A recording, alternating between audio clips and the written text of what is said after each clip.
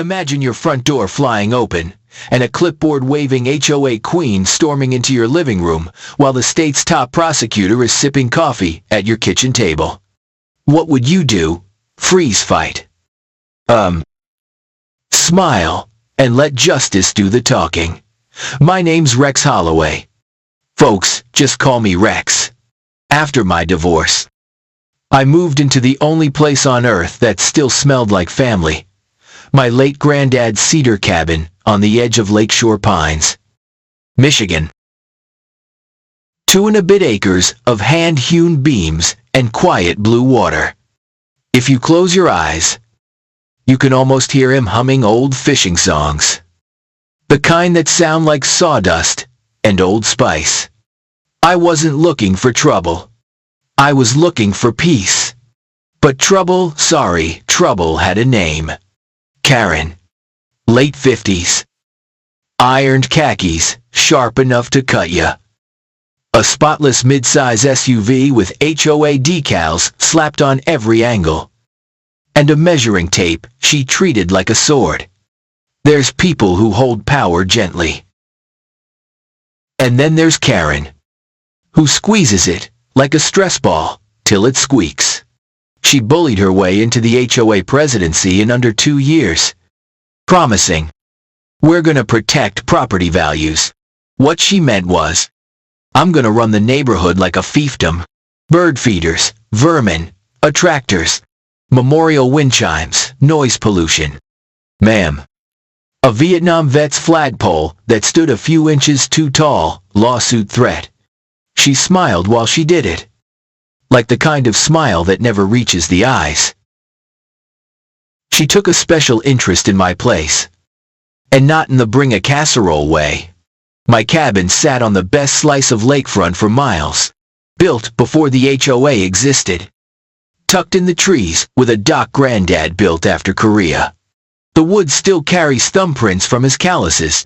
When Karen looked at it, you could see dollar signs flicker behind her pupils, like a slot machine. First time she showed up, she handed me a courtesy notice, stacked thick enough to wedge a door. 47 violations. Everything from the dock being supposedly 3 feet too long, 3 feet too long to my stone fire ring being an unpermitted combustion structure. $500 in fees, plus $75 a day until I complied. She cocked her head and said, "Real sweet. 30 days. Mr. Holloway. Or we file a lien. Previous ownership is irrelevant." I said, calmly as I could, that my place had stood here decades before the HOA was even a twinkle in someone's eye. And that Granddad's cabin wasn't under their rules book of doom. Karen just smiled that plastic smile. All properties within our jurisdiction must comply, regardless of construction date. She tapped the paper, turned on her heel, and left the smell of cheap perfume and spoiled authority floating on my porch. That night, I drove to the county courthouse. The clerk, a patient lady with hair like silver thread, pointed me to the archives. I paged through maps and plat books until my fingertips went black from dust. When I found the filing that put my parcel under the HOA, my hands shook. The paperwork had been filed a few months after Granddad died, and the signature that said, "Owner consent," it looked like his name. Sure, but not his hand. The date was off. The witness line was blank. The developer's son, a name I recognized from the current board, was listed as the preparer. I didn't yell, didn't throw a chair. I just took photos and made copies. Double-checked the chain of title. Then went home and started a folder I titled Karen. The thing about people like her is they win by exhausting you. They send letters. Knock at dawn. Nitpick your gutter screws till you give up. I wasn't gonna give up. I installed security cameras front, back, dock, and the path to the shed because sunlight. You know, it's the best disinfectant. 1 week later, right at 6:30 in the morning, Karen returned with a surveyor and a neighborhood go-along guy named Dale. They tromped across my grass, Karen barking orders like a boot camp sergeant. She snapped photos through my windows. For heaven's sake. But the cameras caught everything: her words, her measurements, the surveyor's eye roll when she told him to estimate the dock length in a way that helped the HOA. The surveyor Jimmy hung back after they left. He rubbed his neck and muttered that Karen had underpaid him and pushed him to find violations where there weren't any. "Help me get my money back. I'll testify," he said. Then, in the kind of twist you only get in small-town life, my cameras caught him relieving himself behind my shed later that night. Not a crime. But, Lord, it became a comedy skit when Karen heard. She announced she'd file a health code complaint. I told her, "Sure, but you'll need to explain why you hired him in the first place." Karen didn't laugh. She escalated. A week after that, I got an envelope the size of a diner menu, a lawsuit. The HOA, meaning Karen, wanted $12,000 in penalties and an injunction to shut down my dock while the court sorts things out. She started showing up more, doing these daily compliance inspections that felt a whole lot like stalking. 9 at night, I'd see her crouched behind my lilac bush. 5 in the morning, she'd be measuring the angle of my downspout like it was a NASA launch. At Murphy's Diner, she told anyone who'd listen that I was a dangerous, unstable veteran. That one, well, that one crawled under my skin. Defamation. Sure. But also a reminder that people weaponize labels when they have nothing real. So I documented. I wrote down every knock, saved every voicemail, clipped every letter with its typos and petty threats. I kept a log with dates, times, weather, even, and who else was present. You'd think it was overkill. Turns out it was a lifeline. When I finally sat down with a property attorney named Stella Crawford Steele in her eyes, kind to waitresses, handshake like a promise, she nodded through my timeline and said, "Michigan has a private attorney general statute. If we can show this is systematic fraud and harassment, you can sue on behalf of others." She sipped her coffee. "And because your cabin predates the HOA, you may not be subject to their bylaws at all." I felt the first flicker of hope. Not victory, just the sense that I wasn't crazy. We filed our counterclaim. Fraudulent formation, harassment, elder abuse because targeting widows and retirees ain't brave. It's bullying. We asked for declaratory relief that my property fell outside the HOA scope. At the next HOA board meeting, under the humming fluorescent lights, Dale let something slip. He muttered that the formation paperwork had been sketchy from day one. The room went silent, like someone had unplugged the world. Karen's smile wobbled. A couple of board members stared down at their lap binders, suddenly fascinated by bullet points. That's when my neighbors started coming forward. Martha, who'd had to dig up the roses she planted with her late husband because the color wasn't on the approved palette.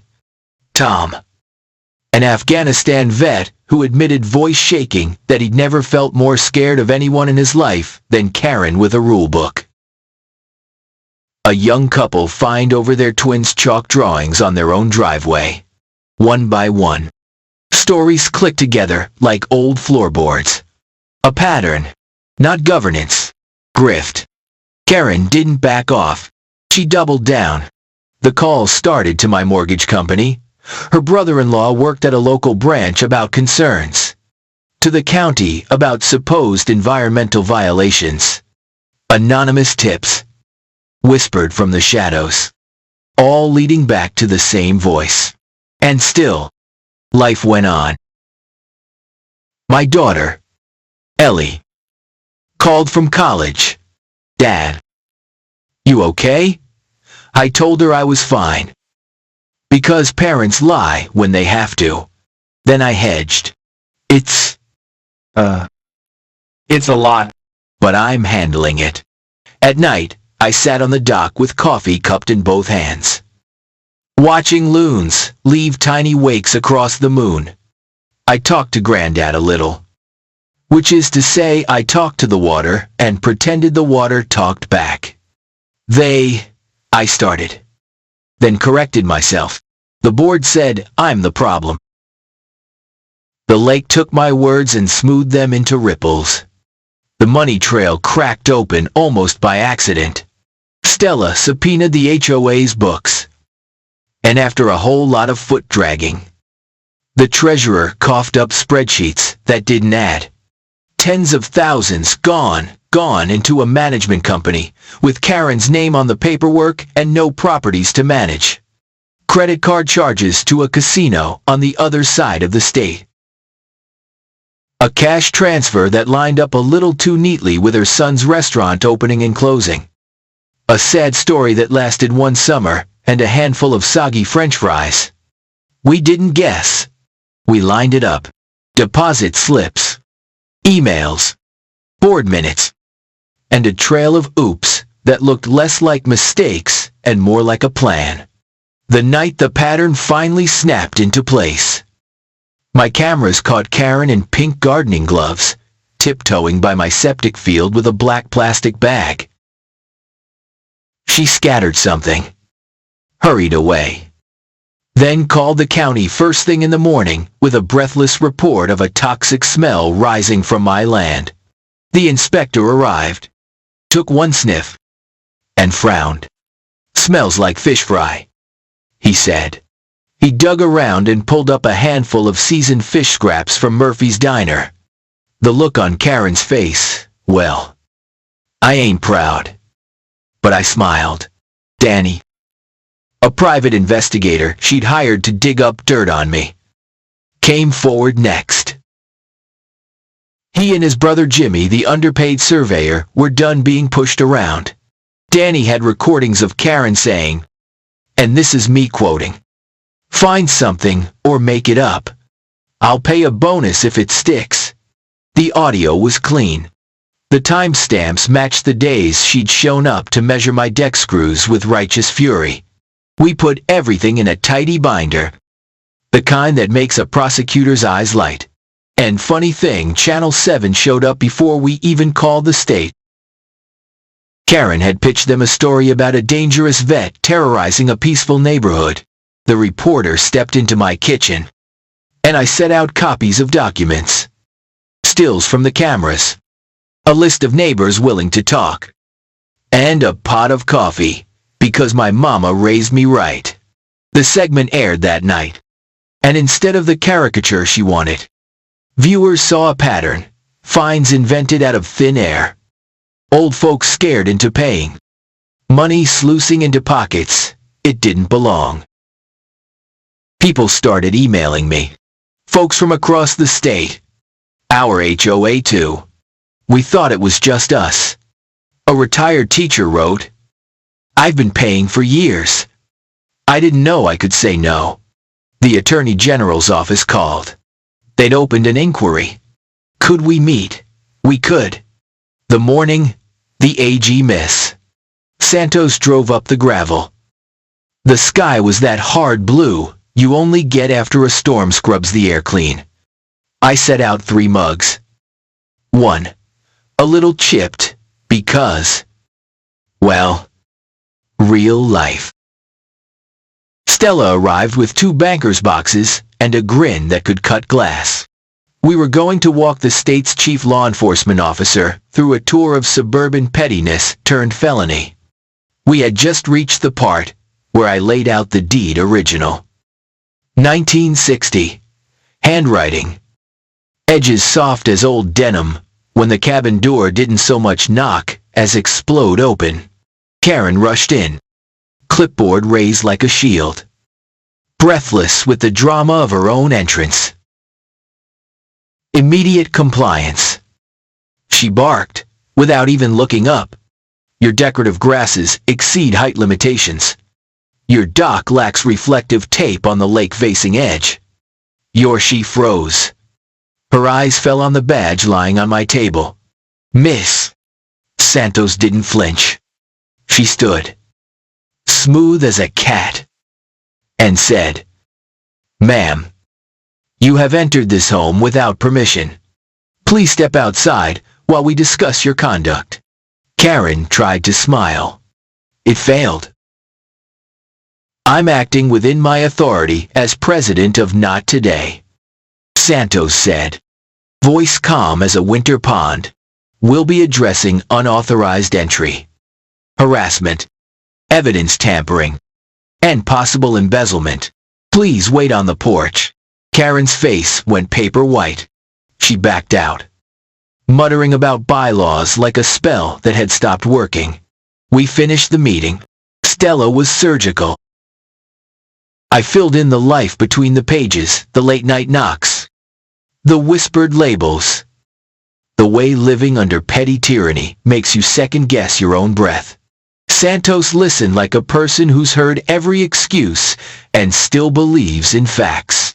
When she reached the photo of Karen sprinkling fish by my septic field, she exhaled and rubbed her forehead. "Okay," she said. "We're moving forward." Something in my chest unclenched. Not victory. Not yet. But the kind of exhale you only get when someone in authority finally says, "I see it." Word travels in a town where the diner is the newsroom, and the bait shop is the think tank. By that evening, folks were buzzing. Some were scared. Some were furious. A few tried to defend Karen because they weren't ready to admit they'd been fooled. That's human. Pride can be a stubborn lock. The weeks that followed were a strange mix of normal and not. I fixed a loose stair tread. I took Ellie's call about midterms. I stacked wood for winter, the good ash that burns clean. And I sat in depositions, telling the truth slowly, because the law likes slow. Karen spun. She filed a police report, saying I'd threatened her using military skills, whatever that means. The officer who took it out to his cruiser called me, listened to my recordings, and said, "Keep documenting." He sounded tired, like a man who's been on too many calls where the loudest person thinks loud equals right. We traced the money deeper HOA reserve funds to a shell, to the casino, to the Sun's restaurant, to a credit card in Karen's maiden name. The treasurer flipped rather than go down with the ship. She brought emails. "Can we reclassify this? Just code it to landscaping." And a memo where Karen literally wrote, "No one reads the footnotes." Neighbors formed what Martha called the coffee club. It started with 3 of us and grew to a dozen sitting around my long pine table, trading stories and cookies, building a timeline the size of a barn. Tom mapped out dates like he was planning a mission. The young couple brought a box labeled Chalkgate, full of photos of toddler art and HOA warnings that read like parody. Martha swore under her breath and passed around oatmeal raisin cookies that could make a tough man cry. We set up a little fun jar at the hardware store Rex's defense. Folks stuck in singles, fives. A note that said, "Do what's right. I'm stubborn, but I ain't made of stone." I cried a little in my truck after the first time I saw it. That's when I remembered the trunk at the back of the closet. The heavy cedar one Granddad kept beneath the window that looks at the water. Inside were medals, black and white photos, with the corners rounded from thumbs, and a deed original. crisply folded, showing our property line ran farther than any of the current maps. 40 feet farther. Which meant the rose garden and gazebo Karen had built and bragged about at every block party on my land. I took that deed in my hands and laughed. Not mean. Just relieved. Buddy. I told Granddad's photo. You still saving my hide. When word of the investigation hit the wider community, folks I'd never met stopped me at the bait shop. We saw the news. We've been scared of our board, too. An older man with a union cap put a hand on my shoulder and said, "You keep swinging, son." I nodded. Because there are blessings you don't have words for. The morning the state moved. It moved fast. Unmarked cars rolled quiet. The kind of quiet that says, this isn't a show. It's an ending. Karen and her pal Dale were taken in at dawn. Her clipboard lay in the driveway, like a crown knocked off in a strong wind. The judge later dissolved the HOA. Not neighborhoods or neighbors, just the rickety scaffold Karen had been standing on while she poked people with rules like skewers. Restitution was ordered for every victim who'd paid under threat. The court, in that measured language it loves, called the formation defective and deceptive. Stella squeezed my arm so hard I felt it for a week. It wasn't confetti and a marching band. It was quieter than that. People exhaled. Gardens got replanted. Flags went up without someone measuring their angles. The young couple's twins drew chalk rainbows so wide they ran into the street and the whole block waved the cars around like it was a parade. Ellie came home that weekend. She hugged me long. "You look lighter," she said. I told her I felt it. Martha stopped by with cuttings and a plan to turn Karen's old rose garden, a garden built on my dirt, into a community compost. Let something good take root, she said. We all nodded because, well, that's exactly what we needed. The coffee club kept meeting. But we weren't just trading war stories anymore. Tom started a veterans fishing morning. Martha registered a non-profit to help seniors push back against HOA bullying. The jar at the hardware store got a new label, Neighbors Fund. You drop in what you can. You take what you need to fix, a porch step or a furnace. No clipboards. No fines. Just hands. Most nights, I sit on the dock with a mug and watch the last light fall through the birches, like coins dropping slow. Sometimes a loon calls and I answer back. Which ain't scientific, but feels like prayer. When the air's still, you can almost hear the neighborhood breathing easier. Here's what I learned. And I don't mean it as a sermon, more like a note you tuck in a friend's lunch. Petty power is loud. Real community is quiet but stubborn. It's the neighbor who says, "I'll testify if you will." It's the cop who shrugs off theatrics and waits for facts. It's a waitress who keeps your coffee hot when you're reading depositions because, honey, you look like you need it. It's a granddad who, without meaning to, tucks an old deed into a trunk and saves his grandson decades later. I learned to document like a scientist, to breathe like a pastor, and to fight like a farmer, steady. Season after season, I learned that there's a special courage in the folks who finally admit they were fooled and decide to help fix it anyway. And I learned that bullies don't know what to do when the people they picked on start linking arms. Now and then, I still see Karen's SUV in town. The decal's scraped off. She keeps her head down. I don't gloat. There's enough bitterness in the world without me stirring more. I nod if she looks up. Sometimes, justice is a prison sentence. Sometimes, it's a clipboard turned into mulch under somebody's tomatoes. So, Imagine paying thousands in dues just to be told you can't park in your own driveway. Imagine being fined for your grandkids' chalk art. Imagine a stranger trying to snatch your family's history with a stack of fake rules and a mean smile. Then imagine saying, "No more." And watching a town, remember, it was a town all along.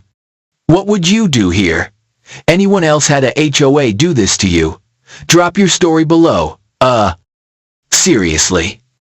Somebody out there needs to hear how you made it through. And if you believe in standing up to bullies, stick around.